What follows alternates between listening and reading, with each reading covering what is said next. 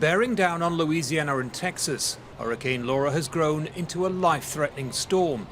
Forecasters say Laura has undergone a remarkable intensification, becoming even more powerful than first predicted. This is the most intense hurricane to hit the region in years, bringing dire warnings from officials. But I'm asking people right now to pay attention to this storm, to get out of harm's way if there's an evacuation order in place, whether it's mandatory or voluntary, and understand our state hasn't seen a storm surge like this in many, many decades. More than 500,000 residents have been evacuated. The National Guard has been deployed, and even those who'd normally ride storms out are taking no chances. We was gonna stay, but when they said Category 4, that was it.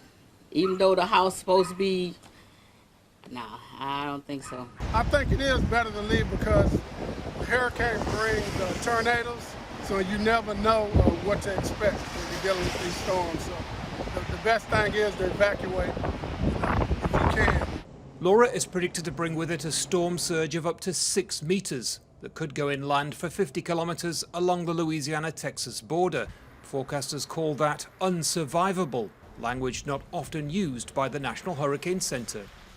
But it's important for people to know that from about 7 p.m. tonight until about 9 a.m. in the morning, it will be a little bit of a lockdown time period for the ability of rescuers and aiders to get in and to provide support for anybody in the local regions. Winds may also reach close to 200 kilometers per hour, making large-scale power outages and extensive damage likely. A storm the size and strength of Hurricane Laura hasn't hit this region in more than a decade. To make things worse, it may coincide with high tide, making flooding and surges even more powerful. Even if that doesn't happen, forecasters say Hurricane Laura will be catastrophic.